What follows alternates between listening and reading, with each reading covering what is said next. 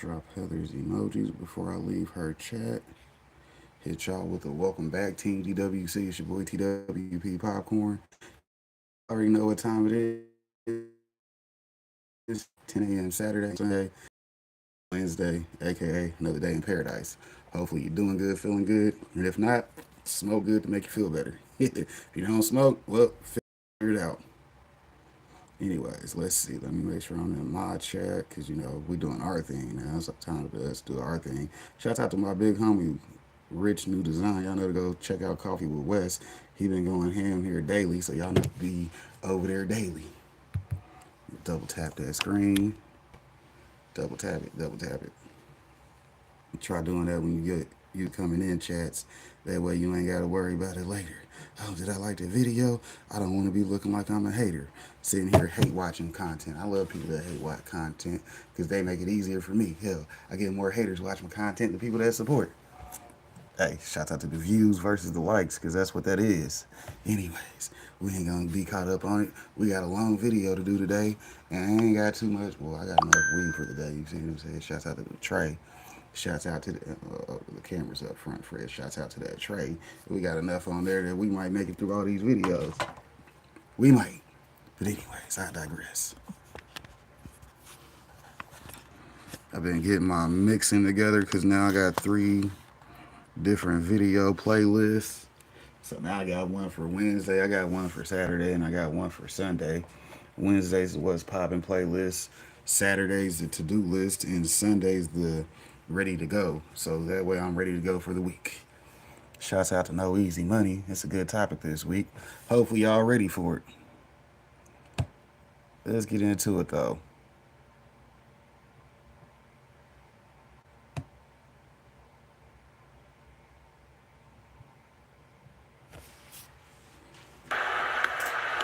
Pick a strain, whatever you want, you could get. Indica sativa, never rolling plain Jane.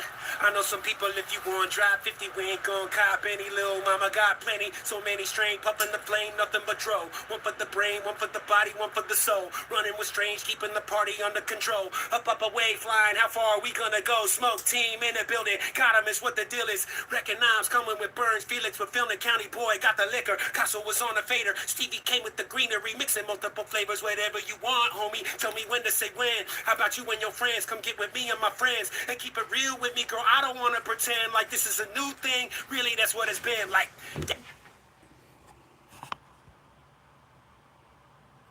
This is guests all along the way. Today you got both.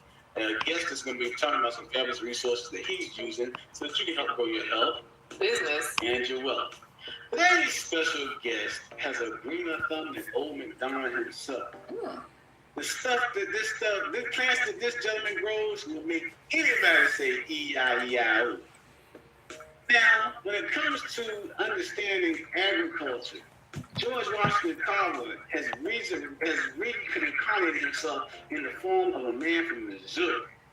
When it comes to growing things, he makes the Jolly Green Giant look like a midget. It's time for today's featured guest, consultant and agriculturalist extraordinaire. This time for TWP. Hey, welcome back. Just saying, close up to the head. Hey, there you go. Thank you for that great introduction. I'm trying to do what I can do. All right.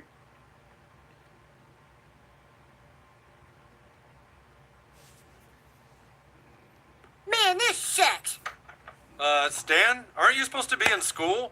South Park Season 18, Episode 1, Go Fund Yourself, dives into the crazy world of get-rich-quick schemes, social media hype, and bending the rules like it's no biggie. Alright, so who's about to cause absolute chaos this time? Gonna be none other than Eric Cartman? So the episode kicks off with the boys in serious name brainstorming mode for their brand new startup. Because of course, step 1 of creating a business empire is picking a name that really says, we have no idea what we're doing. The boys are throwing out ideas left and right, each one more ridiculous than the last. Most of them involve private parts and stuff no one should be proud of shouting in public. Barking vaginal belch. Protruding vaginal bladder. And who's stuck listening to this nonsense? Well, I guess we are. So what's their big plan? A game-changing business strategy? Nah, they just rolled out of bed and thought, you know what? Let's get school. Be entrepreneurs. Shout out to that biz No clue homie. what they're Y'all doing. know we No gonna be over business there plan, tonight no experience. listening Just to a the bunch new of reading. 10-year-olds thinking, yeah, why not? The All next right, part so of there's his this poor adventures. lady tasked with checking if these genius names are already taken or not. Because apparently, there are so many startup companies these days, she's really trying here, all professional, telling the boys to think creatively, like she's dealing with ambitious entrepreneurs. Meanwhile, these kids are out here pitching names that'll make you want to cringe into another dimension. And after all the ridiculous options, they finally land on a name. Brace yourselves, because once you hear it, you might just lose the will to go on. Company name. There's a lot of startup companies these days. Furry Buzz plopped menacingly on the table, Incorporated. Furry balls plopped menacingly on the table, Incorporated. Yep, that's it. And the worst part is that they're dead serious about it, too. Seriously, how is this lady not questioning...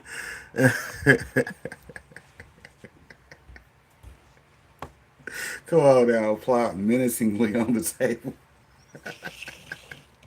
That's the part that gets me, not the furry balls, but how they were plopped on the table. They were plopped menacingly. Come on now, shout out to vocabulary. God damn, plot menacingly. South Park is that show though. Shout out to South Park.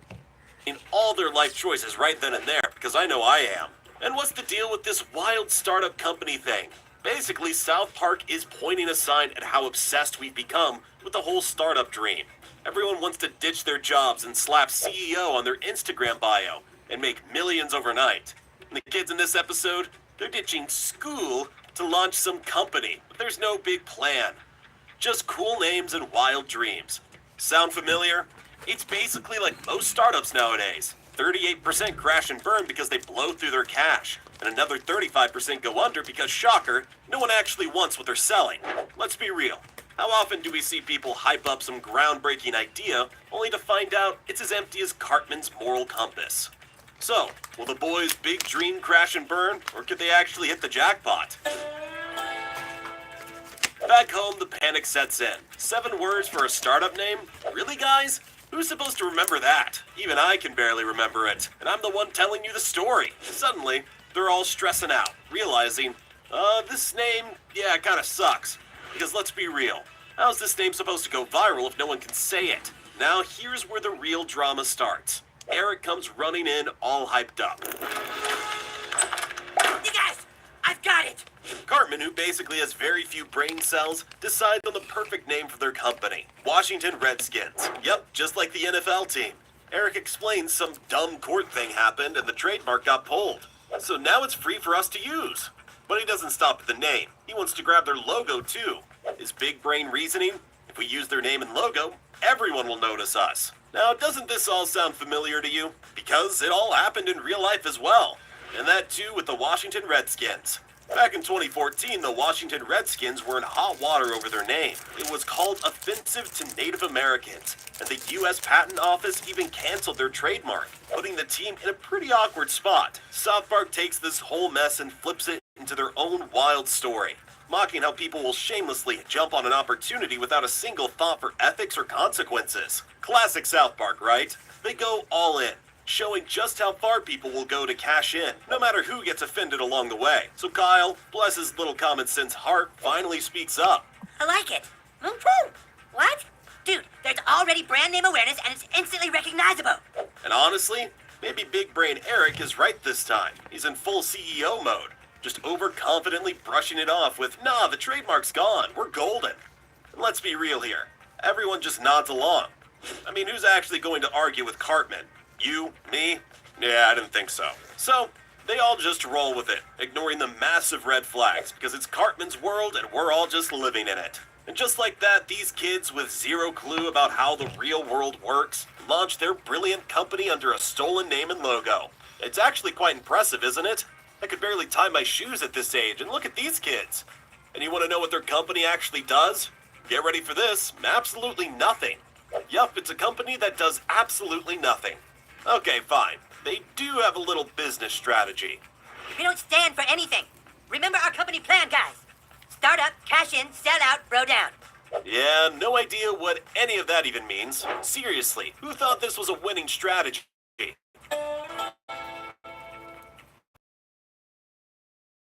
But then bam, out of nowhere the money starts rolling in.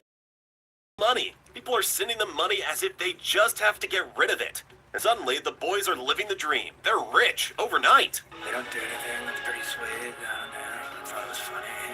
Eric is absolutely loving every second of this scam. He's out here doubling down on his so-called marketing genius, telling people, invest more and you'll get an exclusive luxury company micro badge. Micro badge? Oh yeah, just a fancy way to say, here's a shiny overpriced piece of nothing. But guess what? People are buying it. They're throwing money at this token of absolute nonsense. It's amazing. Reminds me of those random online perks or NFTs that everyone's throwing money at for no reason. Yeah, sure, I'll buy a pixelated picture of a cat, why not? South Park is literally shoving it in our faces, and we're so obsessed with chasing the easy money dream that we don't even stop and think, wait, what am I even actually buying into here? I swear, South Park's just trying to teach us a little lesson about common sense. But who's listening? So Dan Snyder, the big boss of the Washington Redskins football team, rolls into Eric's office, about to drop the legal hammer. He's all, you gotta stop using my team's name and logo. Legally, the trademark's been canceled, so Snyder can't do shit. And Eric, cool as a cucumber. No. Because I don't want to. And we can't just change the name of our company because it's like super hard. He's sitting there all chill, acting like he's the CEO of the entire planet, just waving it off. Snyder's over here trying to save face, saying we're a proud football team. We don't want to be associated with whatever this is. You're ruining our image. But Eric, nope. No apologies, no trying to fix things. He straight up tells them. But hey, from one redskin to another, go yourself. Honestly, if there was an award for most ridiculous power move, Eric would win it without even trying. Shit, that go This fuck whole yourself scene is is just crazy. peak South Park. This isn't just a one-off. Oh no, this is Eric's company vibe now. Every time someone calls, these kids answer with, Butters, could you get that? Washington Redskins, yourself. it's their official slogan at this point. They're living their best life, getting paid, and throwing around their tagline as if it's just another Tuesday. And poor Dan Snyder, his jaw hits the floor. He's all, what? You can't say that. We're a respected team. And Eric, he just laughs in Snyder's face. Yeah, whatever, bro. He couldn't care less. South Park is out here showing us what happens when you completely ignore consequences. And it's amazing. Isn't it what we see today? With some startups and social media influencers, they don't give a damn about brands or ethics, yet somehow they end up making a fortune. Just like these kids in this episode. They act like they're running multi-billion-dollar companies, tossing insults left and right, profiting off shock value. Meanwhile, the real power players, Dan Snyder in this scene, are stuck watching their hard-earned brand get hijacked for cheap laughs, all while they have zero legal power to stop it. And speaking of power, Eric's company is absolutely blowing up, just not the way you'd think. More news on the Washington Redskins tonight. Their defiant FU attitude has now caught the attention of this group races. The boys are getting closer to cashing in all the money they've gotten for their fake company, and they're all getting hyped. But then out of nowhere, Kyle starts going off about how they shouldn't be the company that these dark times people look up to, and that they need to issue a statement saying they don't support them. Well, that's what Kyle thinks, but Eric, you know him, right? He is all in his ego mood and disagrees with them. Oh, no, you guys. We started this company to do nothing. If we start doing stuff now, it'll put it all at risk. Kyle, the only honest one in all these kids, gets so disturbed by the conversation that he announces he might leave the company. He's all, I don't want to be a part of a business that's built on this fraud. And honestly, I can't blame him. He just wants to start his own company, and well, he should. But wait, we almost forgot Dan. How hurt we left him. Let's see how he's doing. While my team and my players are compared to... You have to do something, Commissioner. Dan Snyder is in panic mode because the kids hijacked his team's name and logo. Desperate, he runs to his football team's boss for help.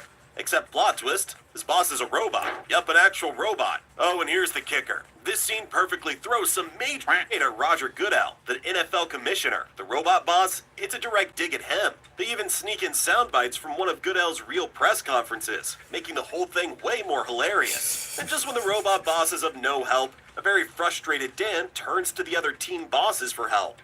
They all join forces to get Eric to change his company name. And what about Eric? Let's not forget him. Eric Cartman just gives his most absurd speech yet. And trust me, it was something else. He starts off all serious, like he's about to drop some revolutionary business knowledge. I mean, come on. This kid's really selling this whole and hold on, listing their big achievements. And what are these so-called milestones? Oh, just totally groundbreaking stuff. And now, our company is thrilled to show you all the latest innovations we've come up with. It's a perfect jab at a startup culture, where companies hype up the most trivial things as major victories, all to make themselves seem more impressive than they really are. I mean, who needs actual this progress? video is They've got a hilarious. couch shuffle, right? And then drum roll, here comes the biggest news of all. Eric finally addresses all the massive backlash they've gotten for using the Redskins name and logo. He's all, as a company, we want to be firm, but flexible. Okay, so what's their genius solution? Oh, nothing too profound or, actually meaningful. Eric spins this whole wild idea into changing the logo to feature private parts. Yes, he actually did that. Man, if only I had the same confidence level as Eric. Begin with, we have moved the couch from the left side of the office to the right side.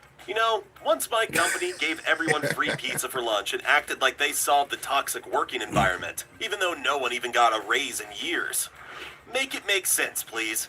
It's wild how confidence can sell absolute nonsense these days. But hey, for that to work, you gotta have some serious confidence, my friend.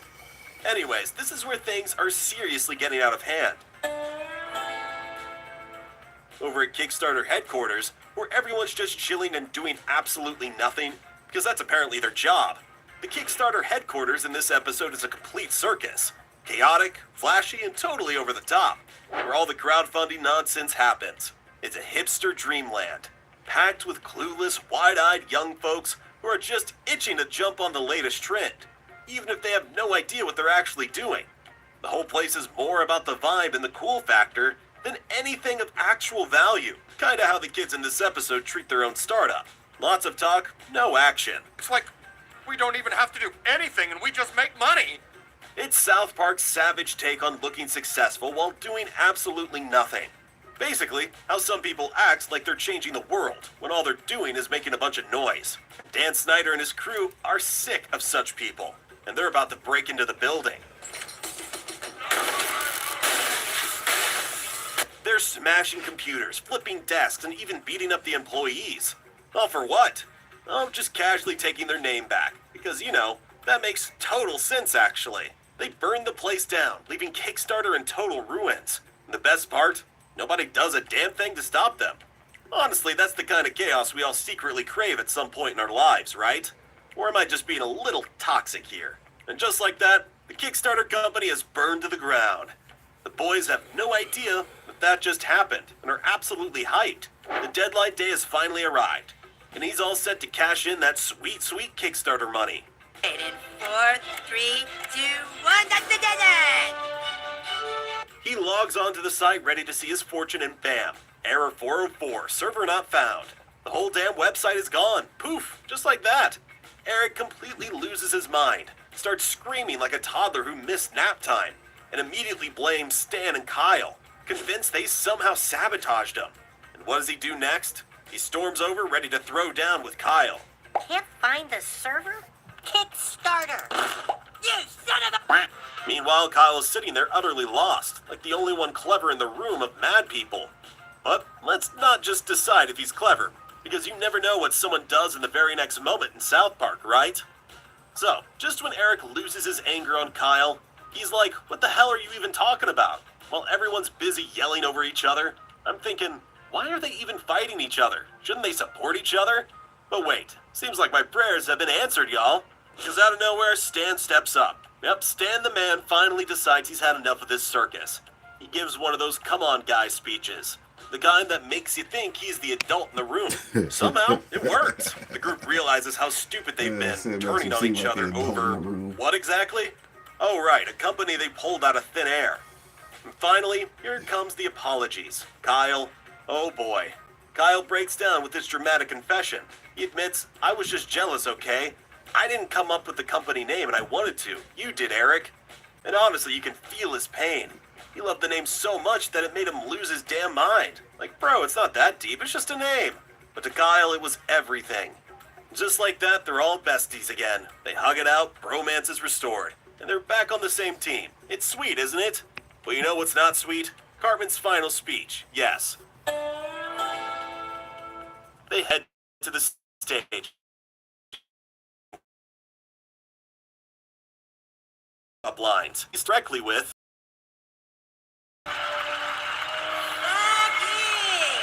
I mean, is there no one to stop these little devils? He continues. Our goal with the Washington Redskins, do nothing and make money. Bro's not even trying to hide it. Kyle, our big businessman, jumps in. Remember when Kickstarter crashed and burned? Yeah, startups suffered, but we saw an opportunity. People still need to raise money. So with Redskins, you can now go fund yourself. And that's their new go-to line. Yep, you heard that right. But here is something more exciting when Eric said, you raise all, take 5%.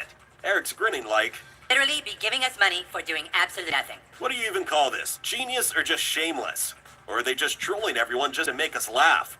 But wait, before you lose all hope in humanity, here's the twist. This isn't even the wildest part yet. Are you ready for another shock? They changed their logo once again. Oh yes, have a look at it, my friends, but make sure to close your eyes first. Improved logo. They reveal an update to their already ridiculous logo. Remember how it was before? Well, now it's next level embarrassing. You guessed it, they add even more bats and balls, and this time the bat is just inside the... well, you can see it yourself. It's embarrassing enough. Let's be real. How many big companies or influencers get away with pulling ridiculous stunts just because they have the confidence to back it up? They throw together a fancy statement and suddenly everyone's eating it up, cheering for complete nonsense. It's a total joke, making you wonder, are we the crowd cheering for bats and balls too? And alright, enough with the jokes. Let me hit you with some serious stuff now. Some stuff that could honestly bring a tear to your eye, but only if you're as sensitive as, say, Dan Snyder. Change your... So after all the chaos with Eric's company, people outside start to get fed up. They're done with the whole situation by now, and they step up to call out the kids for what they've been doing. They want them to change their name and logo because honestly, what Eric's crew did wasn't fair to anyone. It was insensitive and messed up. All your subscribers to boycott you! Even the Dark Times people dive in and say they won't support this company for fundraising anymore because they're not standing for the right things. I mean, who even called them? Then things go from bad to worse for Eric in the game, as people start throwing rocks at their company, expressing their frustration. Finally, after all the chaos, Eric, who's been riding high on his cocky little cloud this entire time, suddenly drops this gem. For its fundraising. Yeah, right! Good for you, ISIS. What the hell do we do? And that's it. Boom, the entire hype. The dream of making easy money just goes poof in an instant. It's back to reality for these kids who thought they could just waltz into the big leagues without even thinking about the consequences. Talk about a wake-up call, right? This whole situation reminds me of the startup world today. It's easy to get caught up in the easy money dream and make decisions based on social media hype, thinking you can skip over the tough work and ethics. But when things hit the fan, you're called out for being shady. There's no easy way out. It's like how so many influencers or companies try to build an image without real things, and it can come crashing down when people realize they've been faking it. I've seen people chase trends or start businesses just for the appearance, but the second they face criticism or backlash, it all falls apart because they didn't build it on real values. And honestly, it's a reality check for a lot of us. No matter how cool or profitable something seems, if it's built on bad foundations, it's going to crumble. South Park nailed it again by giving reality checks. But here's the thought. You can start your own company. What crazy over-the-top name would you pick? Let me know what you think down in the comment section below. If you like this video, hit that subscribe button and bell icon. Thanks for watching. Y'all know to hit the rumble. That way y'all can see the studio quality video. So this is day 3 of the KOV challenge. Shouts out to Melinda Elliott. So one of the things that we're supposed to do is ask a question. And one of the questions I'm interested in is, what do you think about my channel? When I started this channel, I started it, well, for me, I'm a type A personality and I needed to relax. I have some disabilities that are related to stress. And it seems like people like them and watch They them. got some of them roaches But though. you guys tell me what Them you motherfuckers think. is stacking up. Bye.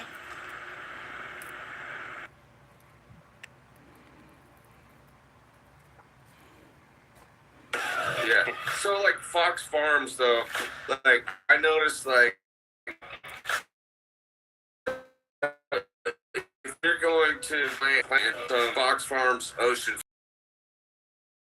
you plant a plant in there and you veg it up. Now, before Corey asks Soul King this question, shouts out to the big homie Corey, Soul King, Higher Desert Exotics. You know what I'm saying? Y'all know they got bingo tonight.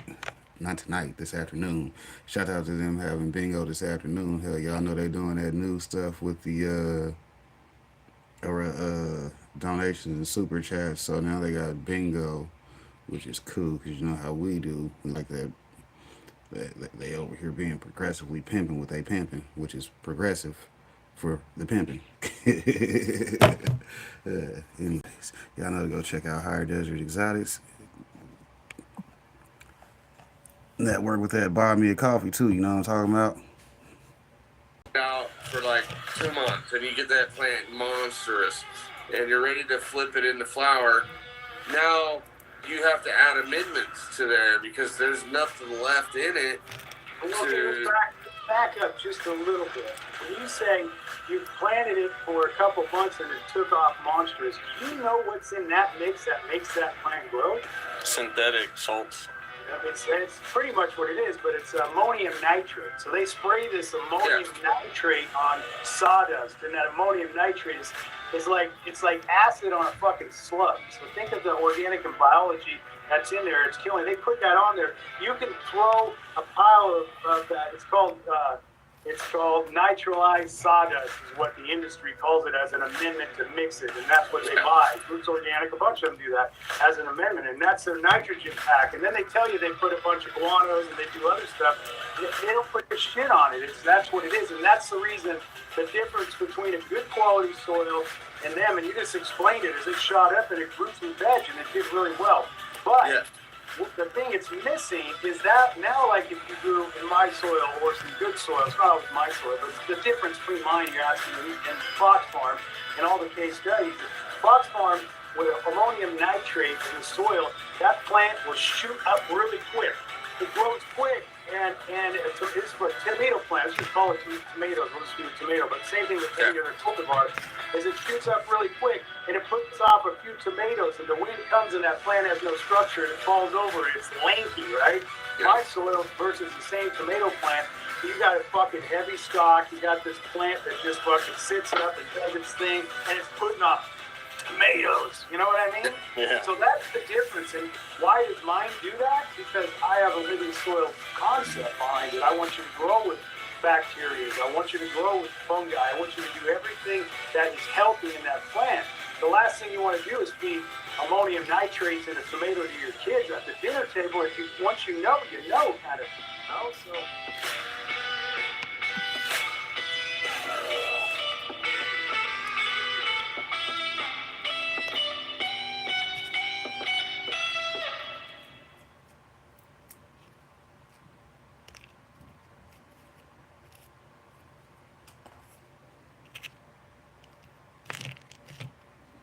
Most people never experience life beyond their comfort zones, and it's even more noticeable today with every modern-day convenient inventions making them less incentivized to get out there and gain more experiences in life. And most of the time, their zest for life gets replaced through comfortable artificial means. So for example, if you want to have some sense of an adventure, play long hours of video games. Or if you want to feel connected to other human beings, well, social media definitely got you with an endless loop of scrolling and watching people's stories. If you want to meet girls IRL and build a genuine romantic connection with them, Pornhub definitely got you. That's sarcasm, by the way. And that's a problem most people, and myself included, have. I used to be such a huge pussy and only choose to do things I was familiar with. And if there was something that was brand new to me, like for example, approaching a girl I found attractive or starting a YouTube channel, I would often hesitate on that decision for fear of rejection and ridicule from what people might say. And not gonna lie, this persisted for a while until I decided to grab myself by the nuts one day and step out. Hell, Lord knows what everybody says about my YouTube channels. Oh my God, he's just stealing everything he likes. Of course I'm stealing everything I like. What the fuck you think I'm out here for? I don't give a fuck about YouTube rules, fuck monetization policies, all that shit. I'm just doing what the fuck I enjoy doing, so that whoever don't like it can go ahead and hate. Because guess what? That ain't gonna stop me from doing what the fuck I want to do regardless. Shout out to the haters because you know it just gives me more motivation to keep them on the side watching. Then they got sit there and watch me, but you're a hater, so you know once you hate, you no longer have that job to do because you're like, well, damn, we took him off YouTube, but shit, now we gotta go to watch him on Rumble. Shouts out to y'all. Y'all be doing that goofy shit. You see what I'm saying? Because hell, I don't hate on nobody. I watch your content all goddamn day, whether I like it or not. Because, you know, I'm a hater watcher too, because hey, it's one of those common things. But hey, I at least like the video because I sat there and watched it. Might not be subscribed, but I did give you a like, cover that bushes. Outside of my comfort zone by repeatedly doing things I wasn't used to doing until it became natural to me. And bro, I don't be lying if I say I didn't feel uncomfortable in the slightest acting on things I knew deep down I needed to do that would make me a better and more interesting person, but nobody ever said that it was going to be easy. Half the things we want in our life are on the other side of things we on a day-to-day basis know deep down we need to do but refuse to do. And once I start to get these adrenaline rushes and butterflies in my stomach more often from unfamiliar territories, it made me want to live life at my edge and not have any regrets, but this could only be achieved once I decide to leave my nest and get away from my comfort zone. So one thing I usually like to tell myself is to be comfortable with being uncomfortable. And the reason why I tell myself this is because any goal or endeavor that you have requires a level of resilience, exposure, a crazy amount of endurance to endure whatever discomfort or pain comes with what you're trying to pursue. Anything worth having has never came easy. And if it was easy, it wasn't valuable. And that's a problem that most people, and myself included in the past, have, is that we choose not to leave our comfort zones because it's what we're used to. It's the things that we've always known. And so anything that goes past that is seen as like scary. I'll give you an example. Moving to another city or a different country. Unhealthy relationships where you know deep down you and this person are not compatible, but you choose to stay there because you're scared of being alone. A lot of these self-imposed limiting beliefs stem from fear. Even right now, as I'm recording this video, I'm a little bit uncomfortable just speaking in front of the camera, although I am getting slightly better, I'm not gonna lie. It's still Of course, you get better at speaking in front of the camera. That's what most people be afraid of. I don't just want to sit there, look at myself talking on camera. Well, I can do it for hours because guess what?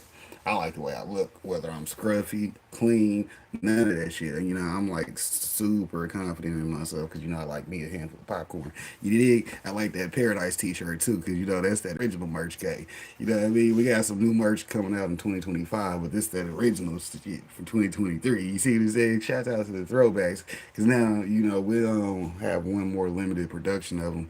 And then you won't be able to get them unless you got them. So, yeah, y'all done missed out. FOM, fear of missing out. FOMO. Gotcha. We gonna hit y'all with that tactic. Nah. We ain't gonna do that. We just watched the video on why we ain't gonna do that. Shouts out to Cartman, because we ain't trying to be him. We trying to be the man, not the cart.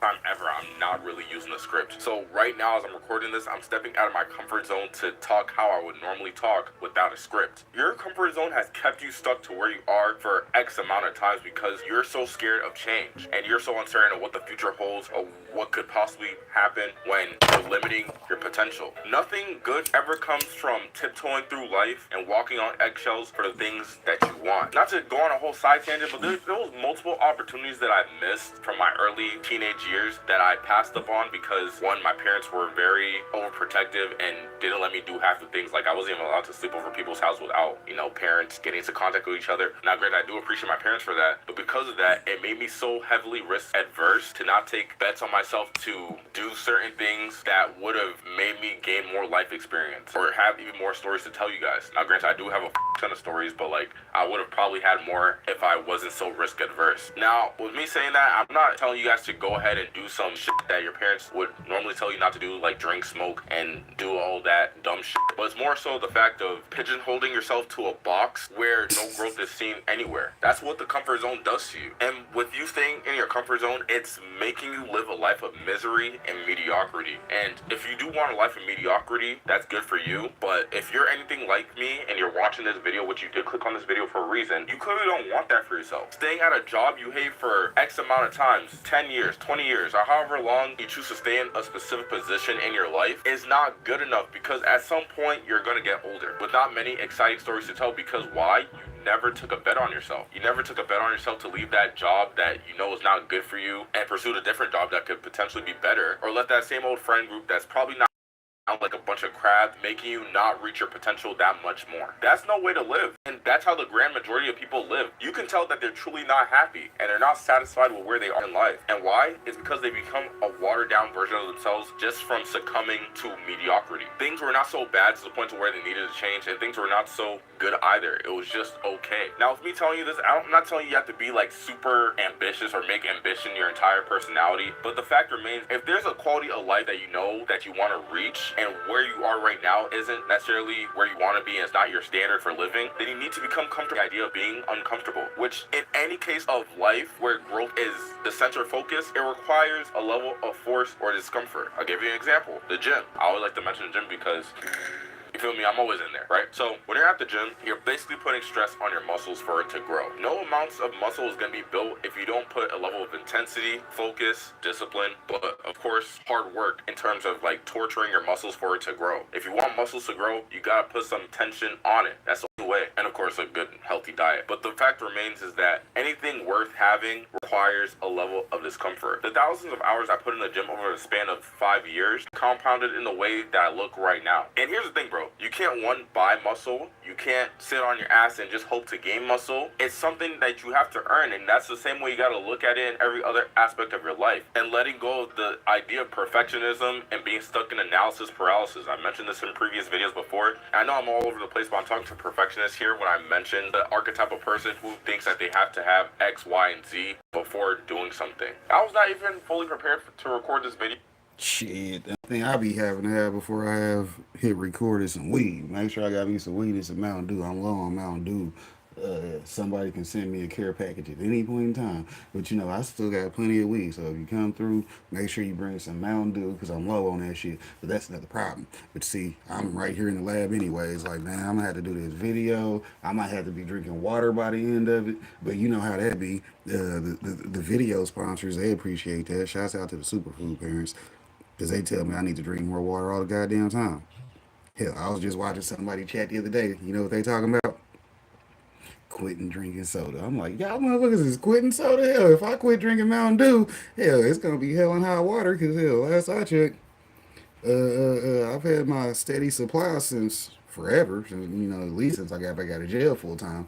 Hell, I even had a Mountain Dew plug inside the jail. But that's another story. Hell, shout out to getting shit done because that's what we do. Hell, you got to have that fuel to work.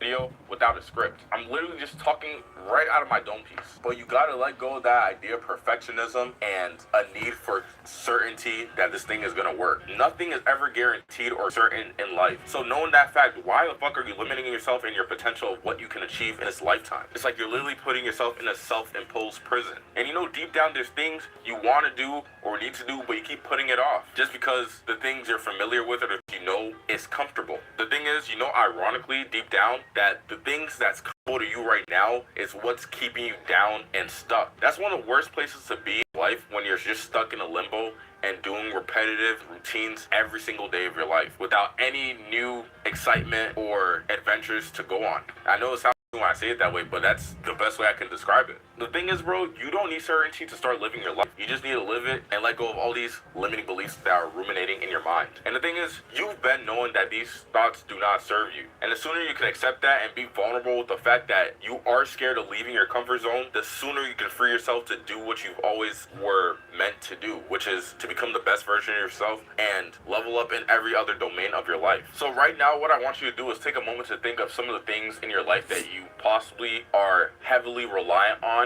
but you know deep down is bad for you. So this again looks something like fake friends or bad friends that are not good to you, toxic relationships, guy or girl, or a job, family in some cases, or drugs, alcohol, whatever thing that you're running to for comfort that you know deep down is bad for you, get rid of it. There you'll find that half the things that you've been avoiding are the things that you needed to do the most. That's gonna make you live a more fulfilling and spontaneous life, whatever that looks like for you. So if there's anything you can take away from this video, it's to have a mindset shift of seeing discomfort as a chance to improve and get 1% better each day. But yeah, that brings to the end of this video. If you guys found value from this, please don't forget to like, comment, subscribe, dream big and take action. I'm gonna see you guys. Peace. Which parent are you? In the bustling city of Nutriville, a group of extraordinary individuals has emerged, known far and wide as the superfood parents. They are on a mission to transform their families' lives through the power of nutrition, one delicious bite at a time.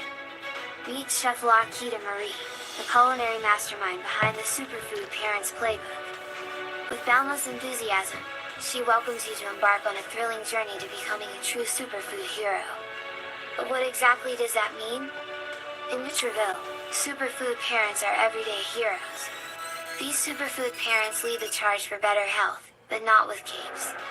They lead with carrots, and whole food fats like avocados. And instead of masks, they lead with mangoes and berries. Fruits and vegetables are the disease-destroying arsenal of heroes. Are you a disease-destroyer superhero for your loved ones? Fruits and veggies fuel the mission of heroes like Veggie Vixen. Are you a Veggie Vixen for your loved ones? Dedicated to ensuring their loved ones thrive on a diet rich in faves, fruits and vegetables.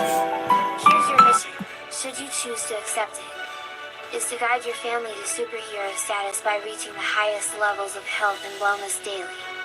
Become a plant-powered titan, a superfood avenger, or even a face crusader by earning 5 points for every fruit or vegetable eaten. It's a fun-filled quest where nutrition meets excitement. All of the digital details are at superfoodparents.com for the full experience.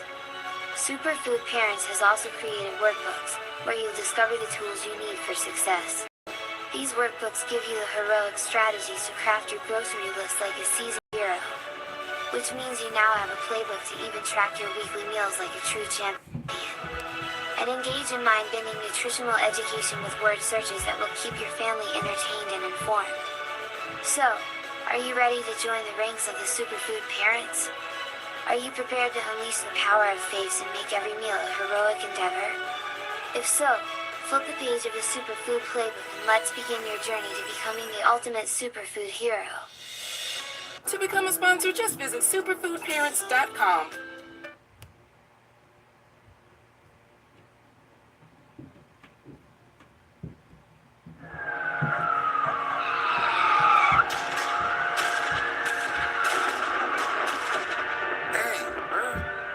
What's it about, the rain or something? Jesus Christ, man, this is terrible outside. Weather bipolar in Maryland, I ain't gonna lie. I knew I should have brought my hoodie out. Gas out!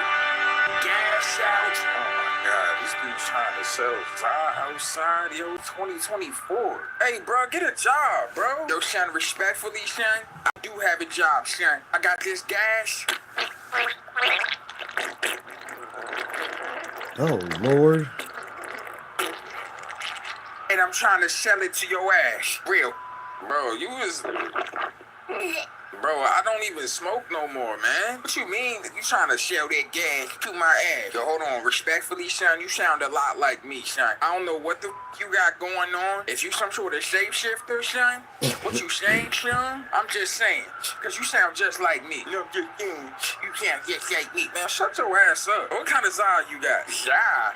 Nah, son. We ain't got no job. And I got that galaxy gas. Galaxy gas? What the f*** is that? Oh, son, you don't know what galaxy gas is? Oh, so all you gotta do, son, is take this right here, and you just put that in the air, son. You just...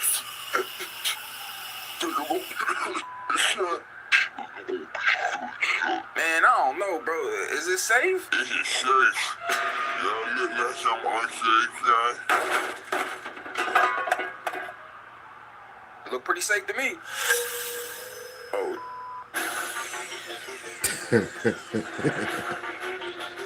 Shouts out to my dude Sim, man. He be coming up with good videos. Y'all know to go check out his content on his channel.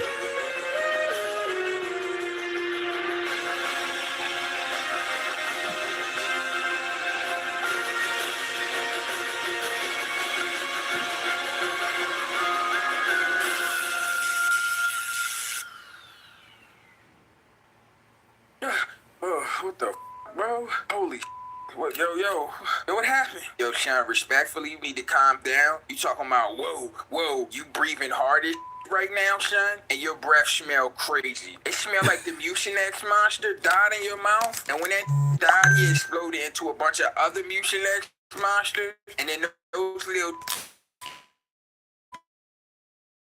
in there taking. I'm not gonna lie, it smell crazy right now.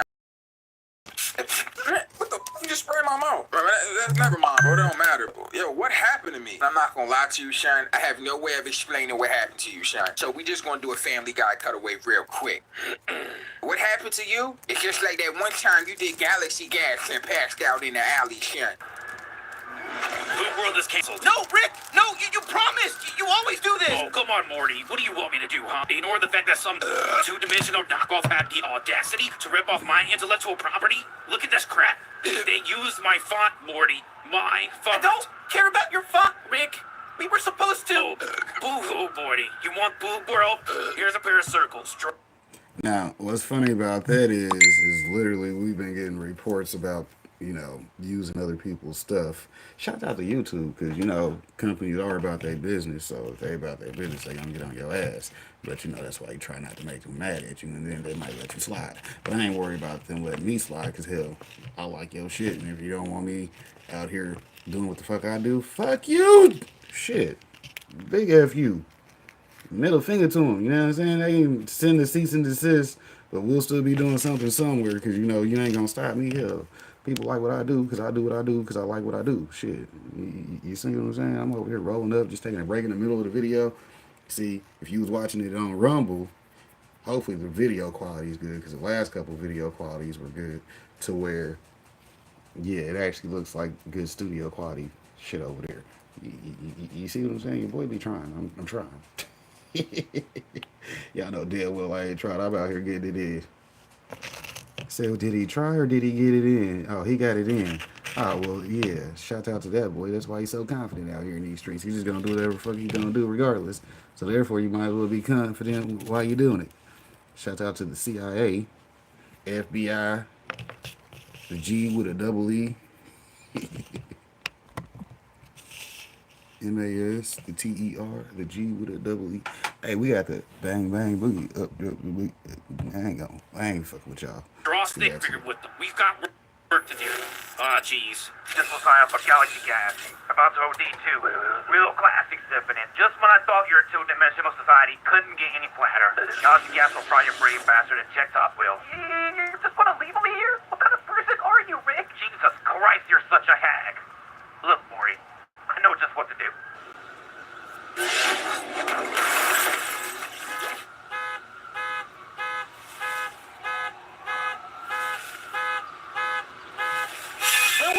Is that dirty? Oh, hell no. I said, we gotta get out of here, cuz. Take that. Oh, they know the baby oil on me. What the You never catch me,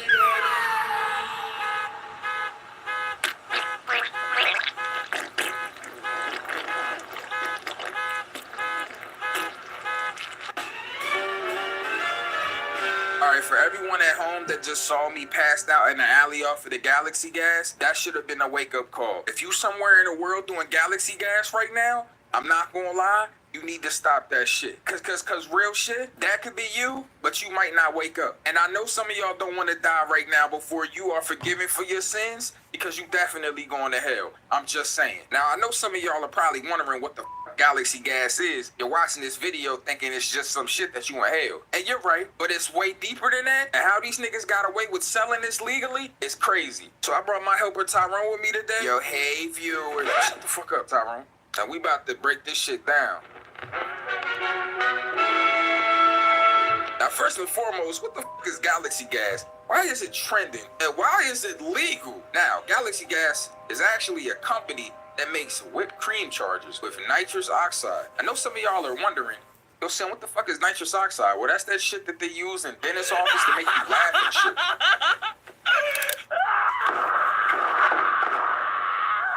Yeah, that shit that gets you high as hell and you don't know what the fuck is going on? Yeah, that nitrous oxide. And the reason why it's legal is because as long as it's used for culinary reasoning, I put that in heavy quotes, it's okay because it's for food, right? So why the did they make their whole brand this colorful ass whippet container and they named it Galaxy Gas? Yo, hey viewers, this your boy Tyrone, son.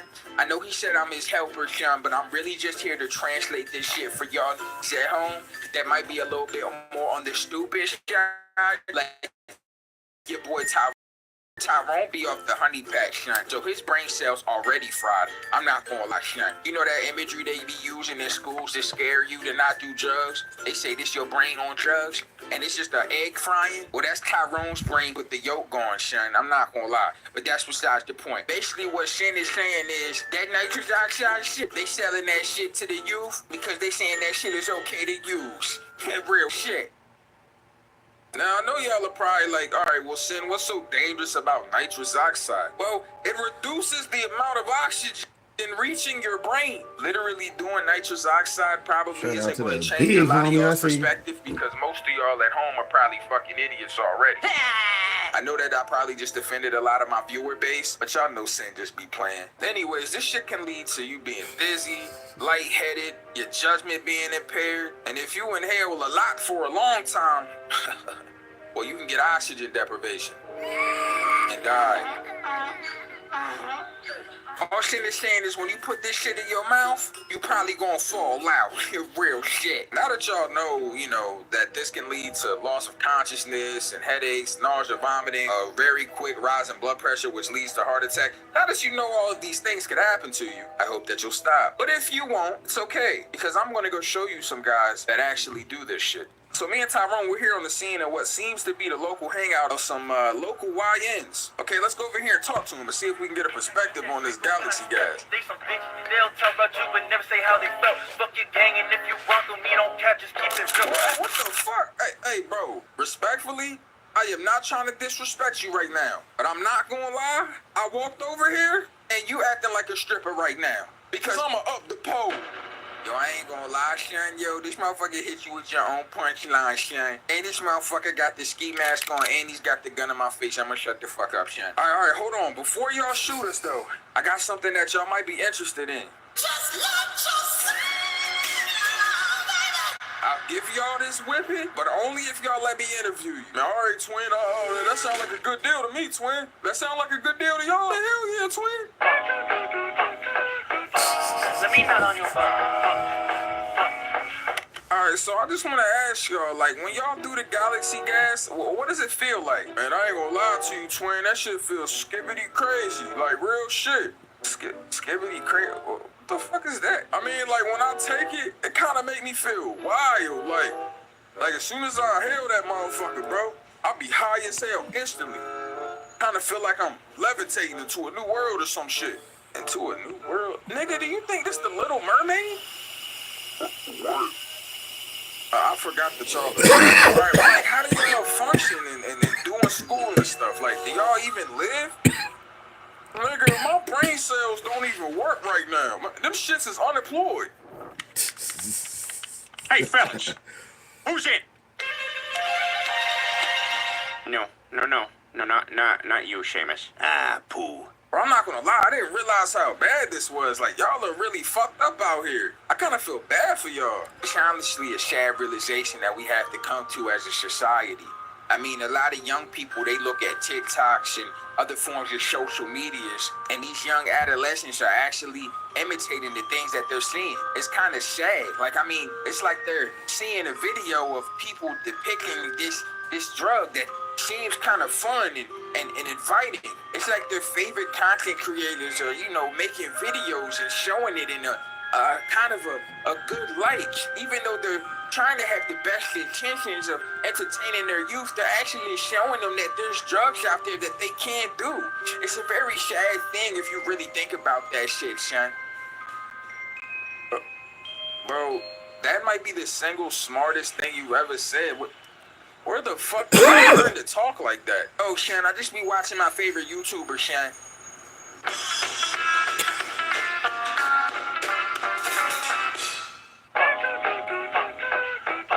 Let me not on your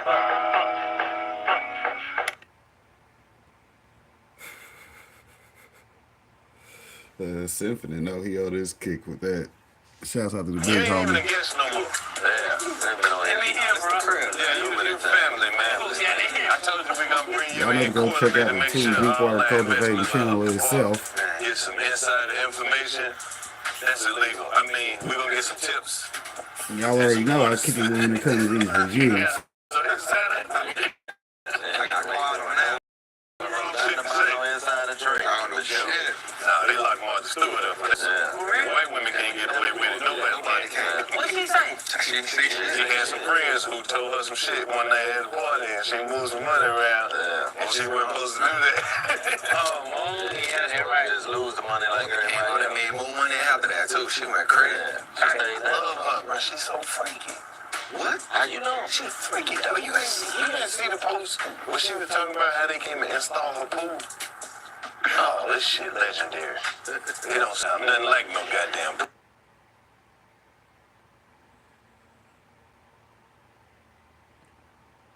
Shouts out to our other video sponsor, Triple B Maximize your Farms. auto flower yields. I love to go check out the big homie for them genetics, Bigger harvests.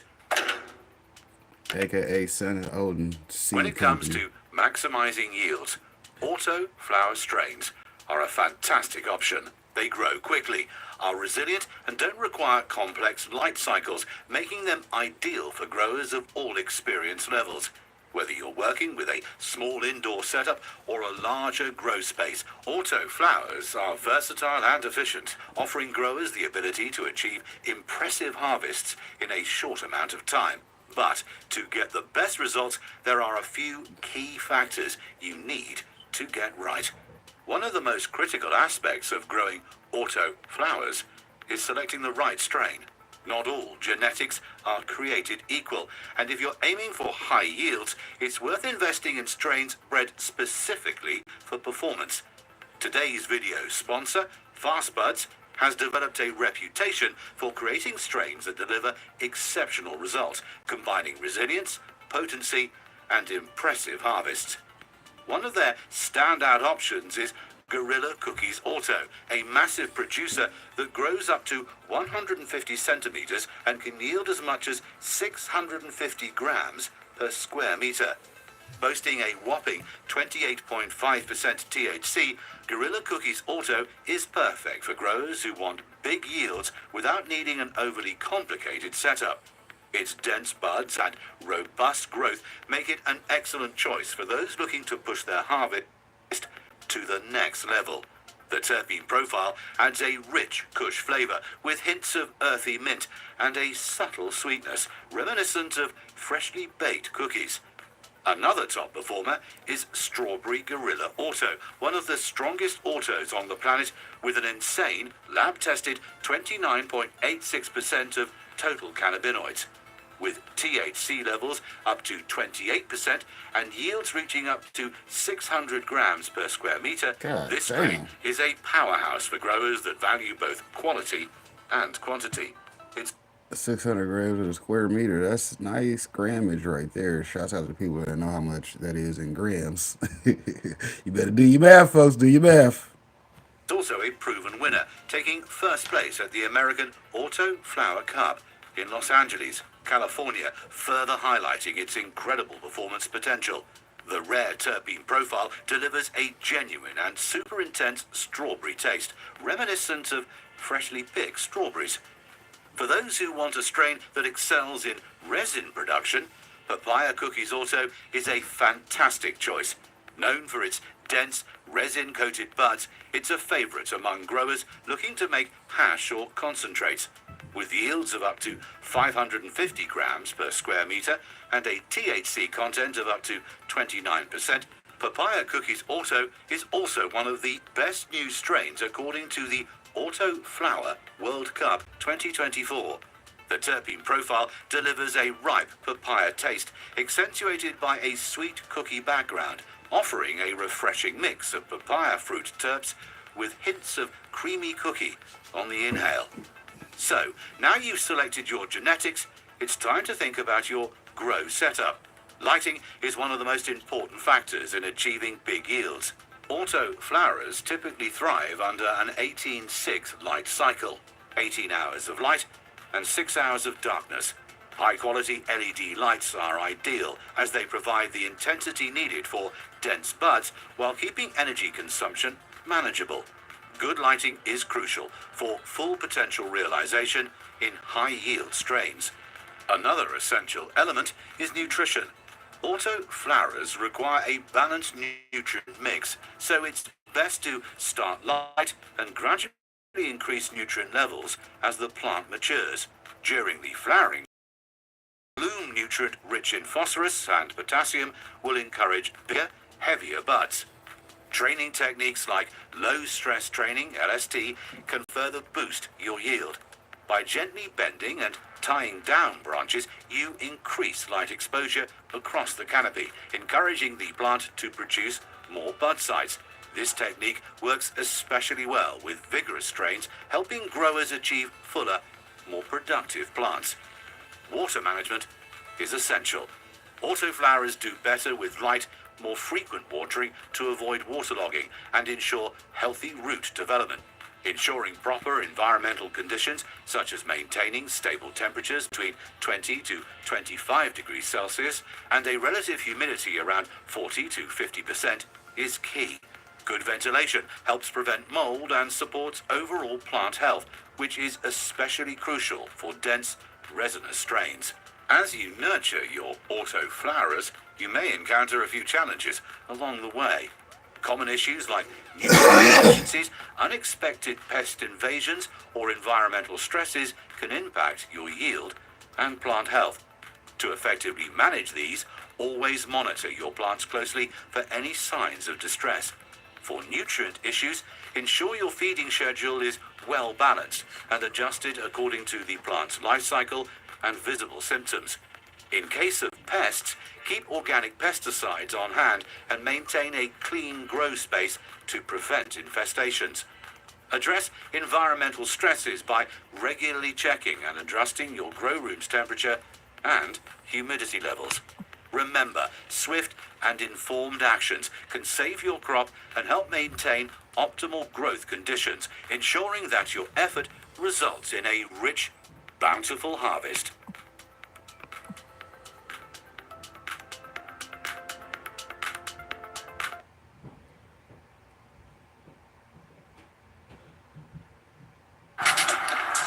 More fun being rich and on the street, bro. It's a lot of shit to do, so I look at it like they got more gangsters in the stock market, they got more gangsters in government than gangsters on the street. But they just got more information than us. Just like Chico said, We just don't got the information. Get the So if we learn how to play that game, I use it the same way as I use the streets. And so what happens is once I started making money, I was like, oh, they don't really got, they're not really smarter than me. They just got information. So the goal for me was to just go get some more information. And when you come from the street, you ain't scared to lose no money. That shit come with the game. So when you say earlier, when you you don't believe in what Google said, how do you get your information on that it's false information out there? So I don't really go to Google for information. I go straight to the source. I go straight to them. So we gotta stop being scared to read too.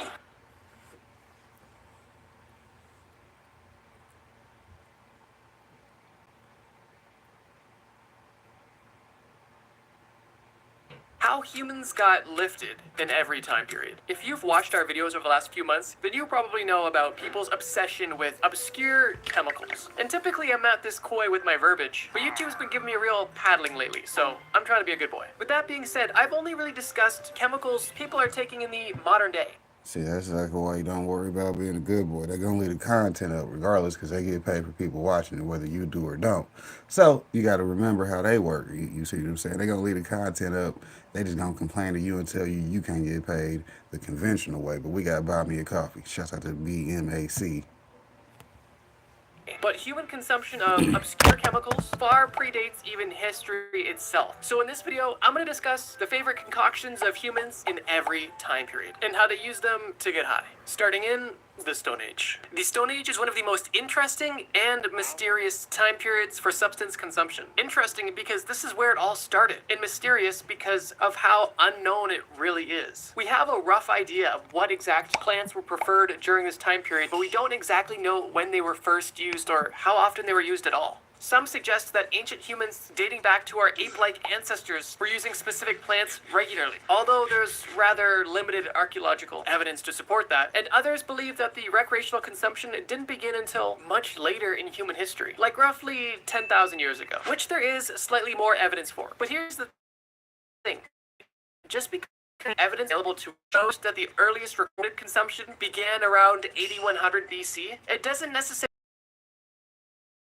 all we have proof of. And unlike pottery, stones, or other artifacts, these organic compounds don't preserve well. With that being said, I know you guys come to trust me bro for only the most factual, historically accurate, nothing but the truth type content. No creative liberties or stretching of any truths. We're all facts here. So with that being said, we're gonna focus on the consumption after 10,000 BC, where the invention of farming, herding, and civilization likely facilitated the use of these compounds. Or I should really just say plants. At this point in time, they're just plants. They're just plants. But if you did want to speculate about early use, feel free to drop a comment. I'd love to open a conversation. Okay, so now that we have a framework for the timeline, what were these people in the Stone Age, or at least from 10,000 BC and beyond, getting up to? What were they lighting up? What were they chooching on? What were they fiending for? Well, I'll tell you. For starters, cannabis seeds appeared in archaeological digs dating back as far as 8100 BC in Asia. Now, does that just mean that's when it was used? It's hard to tell because the evidence doesn't suggest that, although it is possible. What we do know, however, is that in China, there was strong evidence for ritualistic use of cannabis by 500 BC, which is obviously no longer in the Stone Age, so we'll touch on that later. What we do have evidence for not only consumption but also production of in the Stone Age is alcohol, specifically beer. By 10,000 BC, the Natufians have mastered the process of making beer, and although alcoholic beverages from this time period were significantly different than what we would consider to be modern-day beer, the resemblance was there. Beer from 12,000 years ago had a rather low alcohol content of only 2 to 4%, and often contained additives such as fruit or honey, and most oddly, varied in consistency, from a clear liquid to a soupy mixture with floating solids and even pastes. Just imagine that. Beer soup with honey and fruit. Interesting. Researchers also suggest that there's a possibility that these people had also domesticated cereals, no, not the breakfast food, the actual grain category, for the specific purpose of brewing beer with them, instead of eating them. As strange as this early beer sounded, it actually served a dual purpose. Not only was it likely enjoyable for the people consuming it, but it also was a great alternative to water, as the alcohol in this soupy mess killed harmful bacteria that would have otherwise made these people sick. And this is going to be a trend throughout all of history, both brewing beer and also drinking alcohol to avoid dirty water. So while people in the Middle East were making beer, what was going on in North America? Well, actually a lot of things. Some of the primary and favored plants during the Stone Age were tobacco and coca. These were of course discovered and used by indigenous Americans, who not only liked their stimulants, but also had a particular fascination with psychedelics as well. Some of the available natural selection of psychedelics include peyote, morning glory, datura, salvia, ayahuasca, and over 20 different species of magic mushrooms. To me, it's no wonder that indigenous Americans were so spiritual. You could be on the prairies foraging for natural goods and come back with a basket full of 20 different types of psychedelic. Insane.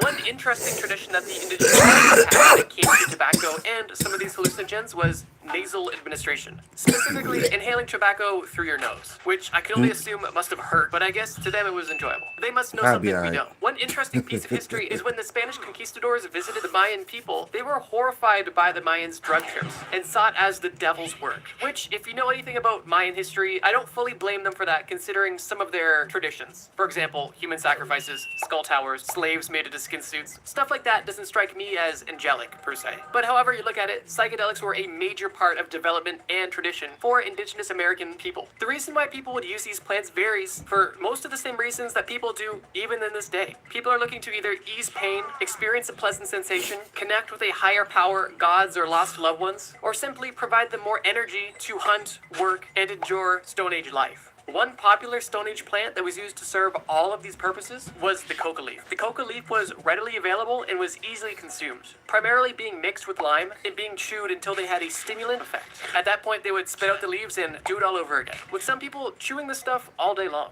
Although the exact origins of specific usage isn't known, it is confirmed that some of the earliest traditions for mind-altering chemicals date back all the way to at least 10,000 BC, and some fan favorites include tobacco, coca leaves, and a bundle of psychedelics. And you can't forget beer soup, the Bronze Age. The Bronze Age is really exciting because we have a lot more facts and a much larger variety of substances to cover. The plants we discovered in the Stone Age are still around, but we now have some new discoveries as well. One of the biggest and most impactful is opium. The opium poppy was first cultivated in Southwest Asia and is one of the oldest medicinal plants in recorded history. The first mention of the opium poppy was found on Sumerian clay tablets from about 3000 BC, near the very beginning of the Bronze Age. These tablets were found at the spiritual center of the Sumerians, located just south of Baghdad, and appear to describe the cultivation of the opium production of the poppy juice in the early morning, as well as the production of opium itself. The Sumerians literally named opium gil,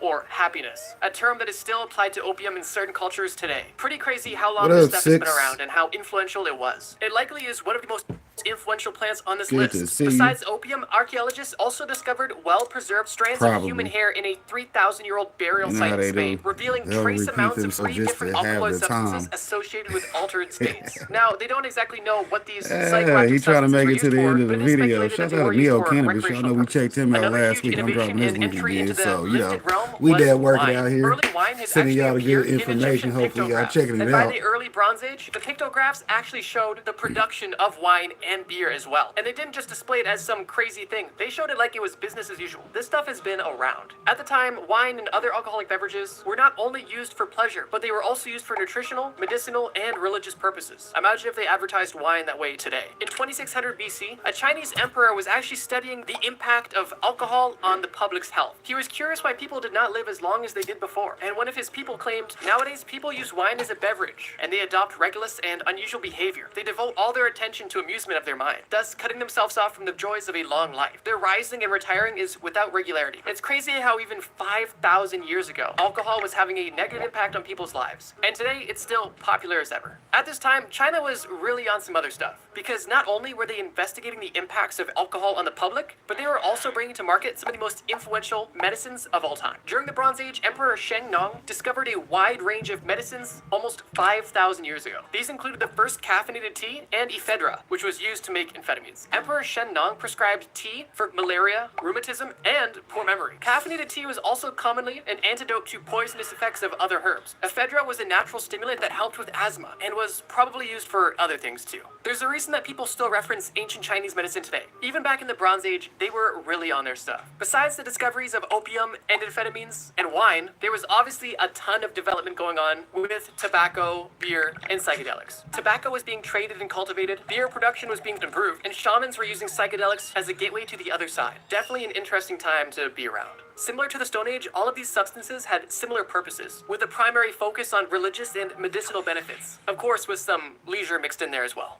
The Iron Age. At this point, human development is ramping up to full speed. And honestly, a lot of the plants that we've discussed are still very much favored and very much so in use, with the only real difference being the scale of production and cultivation, as well as the documentation of their benefits and use cases. One of the most commonly cited plants that we see in the Iron Age is something you're likely familiar with. It may be something you're enjoying right now, that being cannabis. During this time in history, cannabis use was widespread, and use cases vary drastically, and some of them are kind of funny. In Mesopotamia, several clay tablets were found in a library that contained references to cannabis. Most of these references indicated the plants were used for either magical healing purposes or to drive away evil spirits or even illnesses, which is interesting. On the contrary, over in China, the use of cannabis in medicine was very early in its development. But according to a famous early book on Chinese herbal medicine, known as the Divine Farmer's Matura Medicina, cannabis, if taken in excess, will produce hallucinations, literally seeing devils. On the other hand, moderate use over a long time has benefits. If taken over a long time, it will make one communicate with spirits and lightens one's body. Definitely an interesting interpretation of the plant, and I feel like they were smoking some strong stuff. During this time, opium is also traded among the Silk Road. No, No, He not said that shit Silk was Road, strong. the actual Silk Road. And I think one of my favorite pieces of history from this time period is this. In the year 3 BC, there was a drinking contest in Greece that led to the death of 41 people. It is reported that a Greek drinking contest revealed that 41 contestants died of alcohol poisoning. Oddly enough, the winner did not die, at least not immediately. He actually took home prizes which included more wine, but he only lived for 4 more days before dying. Absolutely insane that there was drinking contests in 3 BC, and also the fact that so many people died at the same contest. That is wild. Near the end of the Iron Age, alcohol became the prominent psychoactive substance during the Roman Empire. Catholic Christianity became the state church of the Roman Empire, and since So they just said beer fest really ain't got nothing to be doing because, you know, you can't drink yourself to death. alcohol was often produced by abbeys and monasteries, it became the people's favorite. During this time, we weren't just limited to beer or wine. They also had introduced cider and mead as well. It was also around 100 BCE when Rome had caught up with Greece in wine production and trade. One interesting artifact that was found in the Iron Age are stones carved into mini mushrooms by the Guatemalans. A set of 9 mushrooms was found that is believed to be associated with the 9 lords of the night and gods of the underworld. One study of these miniature sculptures suggests that these stones may have been used to grind up the mushrooms to prepare them for ceremonial consumption, which is cool, but it's also crazy that they also depicted 9 lords of an underworld on their mushroom carving. They must have been seeing some stuff. It was also at this time when Plato argued that alcohol is a good test of someone's character. Plato argued that drinking with someone is the simplest, fastest, and most reliable way to test someone's character. This is because wine stimulates the emotion, including desires or pleasures of questionable moral worth. So if you want to get to know someone else's character, or even your own character, according to Plato, get drunk. Interestingly, in Asia, the Persian king advised his army to take advantage of their opponent's lack of experience of alcohol to defeat them. It literally used feast and alcohol as a military strategy. The idea was if the Persians were able to provide their enemies with large, generous portions of lamb and large amounts of wine in which they had no experience with, they would become so infatuated with the feast and compelling feeling of this drink that they would be too distracted to even compete with the Persians in accomplishing great things. Definitely an interesting strategy. Chewing coca leaves was still popular as ever in the Iron Age, and they even discovered multiple ceramic He figures said, just depicting give them characters motherfuckers chewing some coca wine leaves and some from good 500 food, and they ain't BC. gonna So know if you what wanted to to do. know They how gonna people want to got join our lifted team in anyway. the Iron Age, the Greeks and Romans were literally turning into frat bros, I drinking appreciate until they that though, died. right? People in Asia were smoking until they saw the devil, and people in Guatemala were taking mushrooms until they saw the 9 lords of the underworld. I think the most normal thing to come out of this time period and their psychoactive substances is Plato's analysis on alcohol. It definitely was a funny time, the medieval era. One of the craziest substances we've talked about on this list is now about to be revealed. Technically, it was used at the end of the Iron Age and at the beginning and during the Middle Ages, but I wanted to add it here because this chemical is just so crazy and so insane. What I'm talking about, of course, is cacao, also known as chocolate. During this time, from roughly 250 AD to 900 AD, there was an abundance of physical and symbolic traces of cacao and chocolate left behind, specifically by the Mayan people. This evidence includes both physical evidence of cacao residue left on vessels, basically little pottery bowls and stuff, as well as cacao being mentioned directly on scriptures. It was believed that cacao was used for social, religious, and, once again, ritualistic factors, which is interesting. It kind of reminds me of like that live-action Charlie the Chocolate Factory movie, where they're in the forest with the Oompa Loompas, like when he first makes connection with them, and they're like having this religious connection to the cacao plant. It's basically like that. Maybe that's what it was inspired by. But yeah, the Mayans were loving their chocolate. Around 900 AD, we also see the first mention of coffee in print. This was found printed by a Persian physician in Iran. And it's interesting how long it took us to get from tea to coffee. But yeah, another crazy psychoactive substance. So far, they're just having the average morning meal. Nothing too crazy so far. The travels of Marco Polo from roughly 1200 AD noted that rice wine was actually more popular than grape wine in China, saying, quote, "Most of the people in China drink wine of a kind that I shall not describe. It is a liquor which they brew of rice with a quantity of excellent spice, in such a fashion that it makes better drink than any other kind of wine." I guess it kind of makes sense geographically why they would prefer rice wine over a grape wine, but it's interesting that somebody who was used to grape wine actually preferred rice wine. He also made sure to note that, quote, "Rice wine makes one drunk sooner than any other wine." China was really just living it up at this time. They were smoking until they saw devils, and they were drinking until they could not anymore. Well, maybe not anymore. That was the Greeks. The Greeks were drinking to death, but China was probably in close second. It was around this time we also started to see the prohibition of certain substances, specifically cannabis in the Middle East. Wine and gambling at this time were explicitly prohibited in the Quran, but there was no specific text that gave guidance on hashish or cannabis. The general legal attitude was that cannabis should be banned despite the fact that it was widely used among Muslim populations. Occasionally, governments tried to take a drastic step against it, but with little success. From 1223 to 1277, there was a prohibition on wine and cannabis that involved the death penalty for those who used either.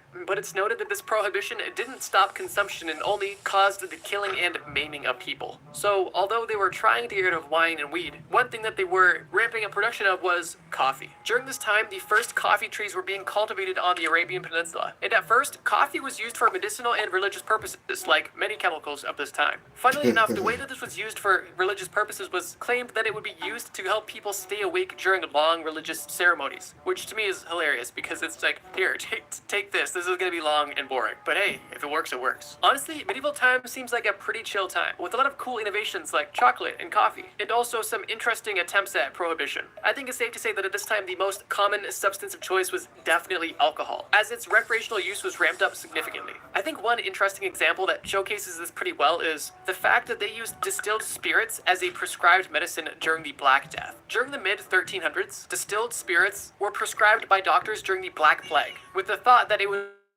help them fight off the disease internally. Ironically, this alcohol because people wanted to be extremely cautious, which is just kind of ironic and hilarious to think that people would be chugging essentially medieval vodka to help protect them from a extremely deadly disease. I guess at that point, if you're gonna go out, at least go out happy. Medieval times, dope. The early modern era. The early modern era is an extremely exciting time for people enlightening themselves, specifically because there is so much recorded evidence of different use cases, prohibitions, legalizations, declarations, and other recorded events associated with different psychoactive chemicals. And spoiler alert, there's not a ton of new introductions. However, the use cases of the chemicals and plants that we've described so far have definitely taken a change and now have adapted some interesting relationships with different cultures. For starters, in 1475 AD, in Turkey, the world's first coffee shop was open, which is really cool to think that coffee shops have been around for so long. Over in Europe, the introduction of the printing press has allowed a broader distribution of information about alcohol, which is a huge win for safety. For a short period of time, coffee was actually banned in Mecca, as it was claimed to be an intoxicant, and the governor of Mecca actually shut down all of the coffee houses, although shortly after his superior overruled him and opened them back up. Excitingly, cacao had made its way over to Europe, first at Spain and then the rest of Europe. The first official voyage of cacao got delivered from modern-day Mexico to modern-day Spain in 1585, and at the time, cacao was served as a drink. Also at this time, smoking was introduced to the Europeans from indigenous Americans. Initially, Spanish friars in the Caribbean and Mexico believed that tobacco was the devil's weed, and the traditional indigenous smoking of it was sinful. However, French and English voyagers took note of the practice of smoking tobacco and brought the idea back home to Europe, where it quickly spread across Europe, Middle East, Africa, and Asia. It's almost hard to imagine Europe without tobacco at this point. Shortly after the popularization of tobacco, once again, during the plague, physicians were recommending tobacco as a disinfectant, and even stated that people who smoked tobacco regularly had lower rates of infection. And one of the funniest things is that Pope Clement VIII declared coffee as a Christian drink, specifically because most people associated it with Islamic culture, because it was brought to Europe by traders from the Middle East. It's stated that Pope Clement tried coffee for the first time and then decreed it as a Christian drink, which is kind of hilarious. Could you imagine being a trader from the Middle East, bringing a gift to the Pope, sharing your culture with him, watching him try it for the first time and seeing the delight on his face, only for him to instantly decree, yes, this is great. This is a Christian drink. Thank you so much for this Christian drink. And they're like, actually, we've been, you know what, sure. Crazy, but, times were different. During this time, prohibitions are popping up and down everywhere, and coffee houses are exploding. Not literally, just they're getting popular. Maybe a few exploded, I don't know. In 1663, English coffee houses were actually required to be licensed. And in 1676, the first coffee house opened up in Boston. And believe it or not, it wasn't a Starbucks. During the 30-Year War, Dutch soldiers kept bottles of what was known as Dutch courage on their belt, which was actually a flask of gin. During these battles, the British actually took note and began doing the same thing as well, which I don't blame them. If I was in a war that was 30 years long, I think I'd be sipping a little bit too. Tobacco prohibition was happening in both Russia and Japan, although in Japan it was relatively short-lived. So yeah, during the early modern era, the legendary combo of coffee and cigarettes was booming, essentially all over the world. And although some people wanted to ban it, there was really no way to go about it, as the trade was booming, and people wanted their caffeine and nicotine bad. It's so interesting to see the first discovery of a plant and then worldwide stores selling a product made from this plant pop up in the matter of 100 years. That's just, to me, so cool to see. Humans are honestly awesome, and that's why I love these time period videos. But we're still not done yet. The modern era. One of the first and most significant events that took place was the London gin craze. The English took their interest in Dutch courage a little bit too far, because now, after the king and parliament encouraged the production of gin to increase the price of grain and provide tax revenue, this resulted in the price of gin dropping dramatically, which exponentially boosted the consumption, particularly among the poor. Now that the gin was so cheap, any regular old person could afford to maintain a solid buzz 24/7, and this was causing havoc among the British people. I think there was a lot of reasons to drink during the early 1700s, especially in London. Religious dissent, rebellion, corrupt politicians, displaced people, all factors that were contributing to an unstable society. People were packed in tight, small, dirty rooms. Living and working conditions sucked. Most people were poor, so if there was any sort of joy or escape that you could afford, why wouldn't you? The upper class blamed the production of gin for all of the issues that British society was having, but realistically, the consumption of gin was only because of how low the quality of life was at this time. The government did eventually begin to control the gin craze through a series of what was known as gin acts. That alone is a pretty crazy start to the modern era. In 1832, a French chemist was the first person to isolate codeine, which is an alkaloid of the naturally occurring opium that at this point has been used for hundreds of years. Codeine is still widely used today, and in modern times is synthesized from morphine through a chemical process. Moving over to China, Emperor Yang Cheng prohibited the sale of opium for smoking. It was still legal to use medicinally, but if you were using it recreationally, you were killed. Although this didn't really have an impact on any of the trade routes consumption because officials were for the most part corrupt and the demand and supply chain was stronger than the government could keep up with. A separate French chemist also discovered morphine, which, like codeine, comes from the opium plant and is still used heavily to this day. And during the early 1800s, it was prescribed by physicians often for pain relief. But by the 1870s, physicians began to express concerns because of the morphine habit that it was causing, which is, of course, a pretty severe addiction. In 1869, the Prohibition Party was established in the United States of America, which was essentially looking to achieve widespread social reform about alcohol and wanted to have legislation that would prohibit the sale and manufacturing of alcohol in the US. And seemingly one by one, countries began to prohibit different substances for different reasons. It's also at this time that we see a lot of interesting companies pop up. For example, Folgers Coffee Company was founded in 1850. Miller Brewing Company was founded in 1855. Lipton Tea was established in 1890. And Coca-Cola was invented in 1886. Besides companies popping up, we also see a lot of drugs popping up. We saw amphetamines being introduced. We saw LSD synthesized in the late 1930s. We saw oxycodone first synthesized in the 1910s. And in the 1940s, people in Japan got their first taste of meth. I wonder where they got it from. What were Japan and Germany up to in the 1940s?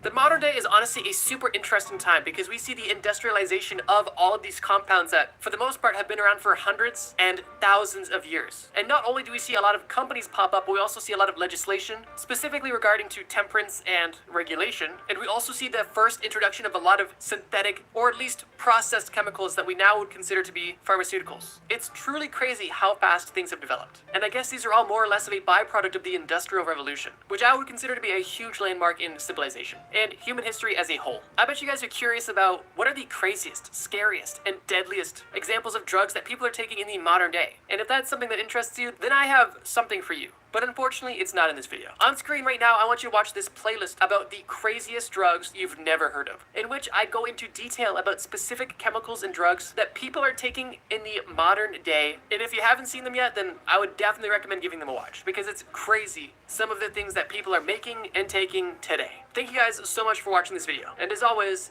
trust me, bro.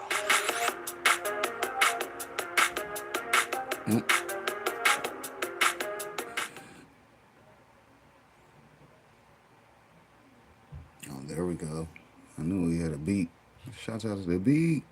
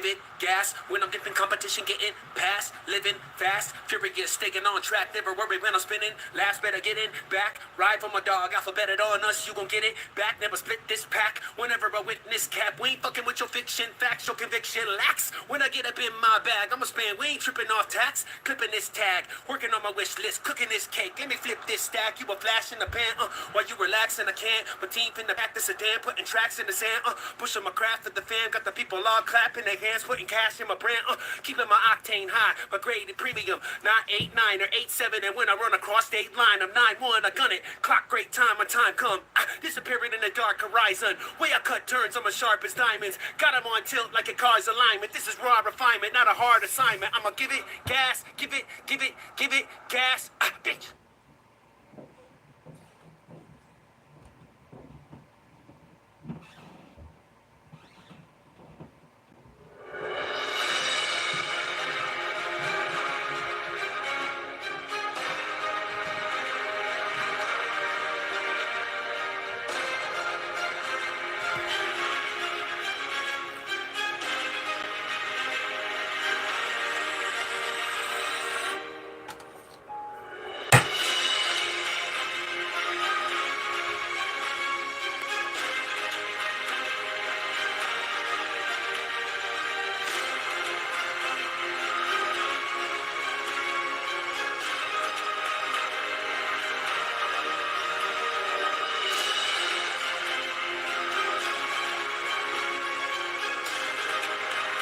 Shout out to the homie Show Me Sasquatch. He did this for me. Appreciate that.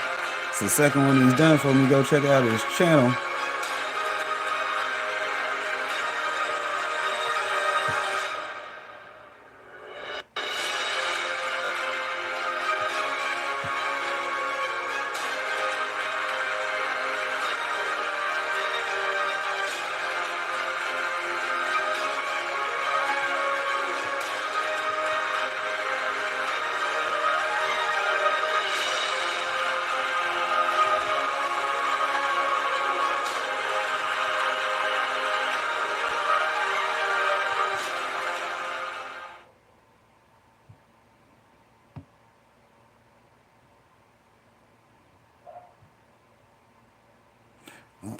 And then we're gonna call it a day.